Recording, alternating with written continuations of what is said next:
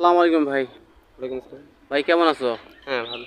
ভাই এই যে সাম্প্রতিককালে আসিয়া যে বোনের বাড়িতে বেড়াতে এসে পিতা পুত্রের ধর্ষণের সম্মুখীন হয়, তো তোমার মতে কিভাবে শাস্তি ব্যবস্থা করলে এই ধর্ষণের হাত থেকে রক্ষা পাওয়া যাবে? এটা এখন বলার ভাষা নেই। যেভাবে চারিদিকে সাম্প্রতিক সময়ে যে দুর্ঘটনাগুলো হচ্ছে, হ্যাঁ। ওগুলো শাস্তি মানে মৃত্যুদণ্ড ছাড়া কোনো বুদ্ধি নেই। কারণ মৃত্যুদণ্ডই দিতে হবে। ও আচ্ছা আচ্ছা। তা তোমার মনে করো যদি বোন হয় বা তোমার আত্মীয় হতো, তা তুমি কি রকম শাস্তি পেলে তুমি খুশি হইতে? আমি তো ডাইরেক্ট একবার মৃত্যুদণ্ড। মৃত্যুদণ্ড না? হ্যাঁ। তো সুপ্রিয় দর্শক, তো আমার ছোট ভাইয়ের কথা হচ্ছে বা দর্শকের কথা হচ্ছে যে এই রকম ধর্ষণ, এইরকম নরপিশাচের মতো এই শিশু বাচ্চার যে ধর্ষণ করছে, তো এরকম শাস্তির ব্যবস্থা জনসম্মুখে অথবা আইনের কঠিন ব্যবস্থা, তাকে শাস্তির ব্যবস্থা দরকার বলে ভাই মতামত প্রকাশ করছে নাকি? হ্যাঁ। আচ্ছা ভাই, ভালো থাকেন, আল্লাহ হাফেজ। ওকে। আসসালামু আলাইকুম। ওয়ালাইকুম আসসালাম। আলমগীর ভাই কেমন আছেন? আলহামদুলিল্লাহ ভালো। বহুত দিন থেকে আপনার প্রত্যেকটা চ্যানেলই কিন্তু আমি খুব দেখি। হ্যাঁ, তাই না? আচ্ছা, আচ্ছা কাছে থেকেই দেখি। আচ্ছা। যাই হোক ভাই, সাম্প্রতিককালে যে আসিয়া যে মনে কর পিতা পুত্রী ধর্ষণ করছে, তো 8 বছরের মেয়ে বোনের বাড়িতে বেড়াতে এসে যে পিতা পুত্রের ধর্ষণের শিকার হয়, তো এই যে বিচার ব্যবস্থা আজকে যে এখন পর্যন্ত শাস্তির কোনো আওতায় আনা হয়নি, তো কিভাবে শাস্তি ব্যবস্থা করলে আমরা এইরকম ধর্ষণের হাত থেকে রক্ষা পাবো? আজকে মেয়ে তার বাপের কাছে আশ্রয় নাই, একজন মেয়ে তার আত্মীয়র কাছে আশ্রয় নাই, তো কিভাবে আমরা ব্যবস্থা করলে, আইনের ব্যবস্থা করলে এর হাত থেকে রক্ষা পাবো একটু বলতেন যদি। জি ভাইয়া, আপনাকে অসংখ্য ধন্যবাদ এতটুকু আমাকে আমার মতটা আপনার আশা রাখার জন্য। হ্যাঁ বলেন। আসলে ভাইয়া যে কাজটা করছে, হ্যাঁ হে তো বুঝি মা বাপ নাই, হে তো বুঝি উল্টা পাশ থেকে হচ্ছে, মুখটাও আমার খারাপ বেড়ায়, কিছু করার নাই। ওরা যদি করতে পারে আমাদের বলতে কি? হ্যাঁ হ্যাঁ, হ্যাঁ হে তো মানুষ না। আর আইনের কাছে তারা অতি সীমিত, অনেক দুর্বল। হ্যাঁ, হ্যাঁ তাদের মরণ ছাড়া গতি নেই। আমরা যদি নাও মারি, সৃষ্টিকর্তা তাদের মাপও করবেন না।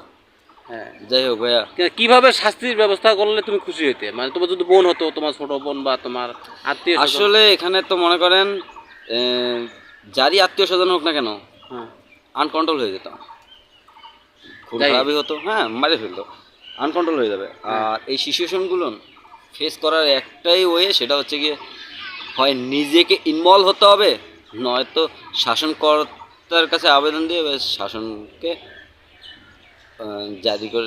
জারি করে রাখতে হবে, চলতে থাকবে। আচ্ছা এর কোনো মৃত্যু নাই। ওরা তাহলে যাবজ্জীবনে পচে মরবে জেলে। ওর মেয়ে যদি হতো, হ্যাঁ হ্যাঁ বেটা তো মেয়েও নাই, গরু ছাগল আছে ওর খাওয়া। ভাই আর কিছু বলার নাই, ওই মানুষটাই ভালো না। আচ্ছা। আসসালামু আলাইকুম। ওয়ালাইকুম আসসালাম। ভাই কেমন আছো? এই তো ভাই, আলহামদুলিল্লাহ। তো ভাই সাম্প্রতিককালে যে আসিয়া নামের মেয়েটি, 8 বছরের মেয়েটি, তো বোনের বাড়ি এসে পিতা পুত্রের ধর্ষণের শিকার হয়, তো কিভাবে এই আইনের শাসন ব্যবস্থা করলে বা কিভাবে ব্যবস্থা নিলে এই শাসন বা এই ধর্ষণের হাত থেকে আমরা রক্ষা পাবো, তুমি যদি একটু বলতে। মানে আমরা আগেও দেখছি যে পুলিশ এই ধর্ষণের কিছু করতে পারে না। হ্যাঁ আমরা আগেও দেখছি, হ্যাঁ। এখনো মনে কর দেশ স্বাধীন হওয়ার পর এখনো চলতেছে ধর্ষণটা। হ্যাঁ আমরা যদি জনগণ সচেতন হই, হ্যাঁ যে ওদের ধরি শাস্তি নিজেরাই দেই, হ্যাঁ সেই জন্য আমাদের সবাইকে সচেতন হতে হবে, সবাইকে একত্রবদ্ধ হতে হবে। হ্যাঁ আমরা সবাই ইনশাআল্লাহ একসাথে হলে হ্যাঁ এদের বিচার করতে পারবো। হ্যাঁ। তাছাড়াও এই যে আমাদের পীরগাছায় গত 2 দিন আগে মানে পিতা হয়ে মেয়েকে ধর্ষণ করছে, তো মেয়ের মাও 3 দিন হয় মারা গেছে, তারপরে পিতা তার মেয়েকে ধর্ষণ করছে। এ থেকে কিভাবে আমরা রেহাই পাবো বা কিভাবে আইনের মানে ব্যবস্থা করলে আমরা রেহাই পাবো একটু যদি বলতে। ওটা কীভাবে বলবো, ওটা ধরে যে কোনো একটা বড় রকমের শাস্তি দিলে হয়তো এটা কমতে পারে আমাদের। আর কি। কি রকম শাস্তি, সেটা তোমার মতে কি রকম শাস্তি? মনে করো তোমার বোন বা তোমার বোনে এরকম ধর্ষণের শিকার হয়েছে, বা তোমার করণীয় কি, তোমার সেটাই বলবো। যাবজ্জীবন দিল, হ্যাঁ। হলো, বা হাত ঠ্যাং কাটি দিল, হ্যাঁ, এরকম হলে হয়ে যেত। এটাই কি তোমার মতে হ্যাঁ, কি এটা শাস্তি? আমার মতে এটা। তাই কি? হ্যাঁ। আচ্ছা। তো যদি বাবা হয়ে মেয়েকে ধর্ষণ করে, এটা তো হ্যাঁ। অনেক একটা খারাপ ব্যাপার। গরিত কাজ। জানোয়ার। আচ্ছা, সেটা হচ্ছে কথা হচ্ছে আমাদের যারা ইসলামী রাষ্ট্রে বসবাস করে কিন্তু যারা চুরি করে, হ্যাঁ ঠিক, তাদের কিন্তু হাত কাটি দেওয়া হয় বা কোনো একটা অঙ্গহানি করে দেওয়া হয়। তো বাংলাদেশে এরকম ব্যবস্থা যদি করা হয়, তোমার মতে কী রকম হবে? হ্যাঁ, বাংলাদেশে এইরকম একটা ব্যবস্থা হলে ইনশাআল্লাহ অনেক ভালো হবে। তাই না?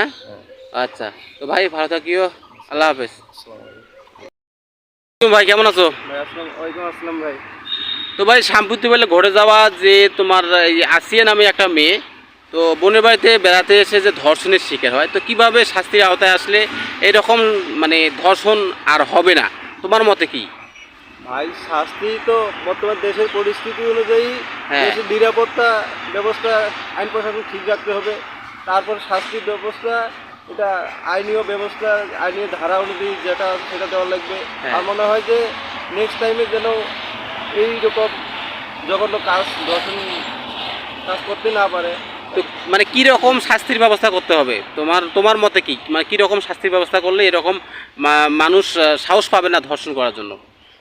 প্রথমত অর্থদণ্ড, তারপর অর্থদণ্ডের পরিবর্তে ওর ক্ষতিপূরণ হ্যাঁ, যা কিছু লাগে, তারপর যদি এটা বেশি বাড়াবাড়ি হয়ে যায় তাহলে ফাঁসি, হ্যাঁ, এটা তো আমরা বিবেচনাই করি। হ্যাঁ, আচ্ছা আচ্ছা। তো তাছাড়া ওই পীরগাছায় ঘটে যাওয়া একটা ঘটনা, সেটা হচ্ছে মানে মেয়ের মা 3 দিন আগে মৃত্যুবরণ করছে, তারপর সেই মেয়েকে বাবায় ধর্ষণ করছে। তো এ থেকে তোমার কি রকম শাস্তির ব্যবস্থা করা প্রয়োজন?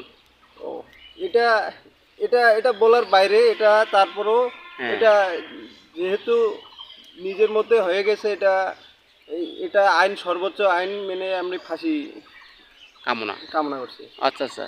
তো দর্শক, সুপ্রিয় দর্শক শ্রোতা, আমার ছোটো ভাইরা বলতেছে যে এইরকম সমাজগহিত কাজ যদি হয় তাহলে সর্বোচ্চ শাস্তি হলো ফাঁসি। তাছাড়াও যদি সর্বসাপেক্ষে হয়, মানে সবার জনসমক্ষে তাকে হত্যার কোনো ব্যবস্থা করার কথা বলতেছে ভাইয়েরা। তো ভালো থাকবেন, আল্লাহ হাফেজ। ওকে চাচা। ওয়ালাইকুম সালাম। তো চাচা কেমন আছেন? ভালো আছি। তো এই কি রিক্সা আপনার? আমার ও আচ্ছা আচ্ছা। কথা হচ্ছে এই কয়েকদিন আগে ঘটে যাওয়া ঘটনা, কথা হচ্ছে বোনের বাড়িতে বেড়াতে এসছে 8 বছরের একটা মেয়ে। সে মনে করো তার তাবাই দ্বারা এবং তার দুলা ভাই দ্বারা ধর্ষণের শিকার হয়। তো এই কীভাবে এই শাস্তির আওতায় নিয়ে আসলে তার মানে দ্বিতীয়বার ধর্ষণ হবে না বাংলাদেশে? তা আপনার এটা তার সর্বোচ্চ শাস্তি ফাঁসি হওয়া উচিত। ফাঁসি না? হ্যাঁ আচ্ছা আচ্ছা, আপনি ফাঁসি যাচ্ছেন? হ্যাঁ ফাঁসি, আচ্ছা আচ্ছা। তার ফাঁসি হওয়া উচিত। আর আর একটা ঘটনা হচ্ছে এই পীরগাছায় ঘটে যাওয়া বড় 3 দিন আগের ঘটনা, যে তার পিতা হয়ে তার মেয়েকে ধর্ষণ করছে। ওটারও ফাঁসি হওয়া উচিত। হ্যাঁ? পিতা কোনোদিন ওটা করে? হ্যাঁ। তো কিভাবে আজকে দেখেন নিজের মেয়ে, তার বাবার কাছে কোনো আশ্রয় নাই, নিরাপত্তা নাই, তো কিভাবে এটা আসলে আমাদের মানে দূর করা যাবে? ও বত্তায় পুঁতি ফেলা উচিত। বত্তায় পুঁতি ফেলা উচিত। তাই নাকি? হ্যাঁ, যেহেতু মেয়ে, হ্যাঁ। পুঁতি ফেলা উচিত। আচ্ছা আচ্ছা বাবা, ঠিক আছে। আচ্ছা, ওকে।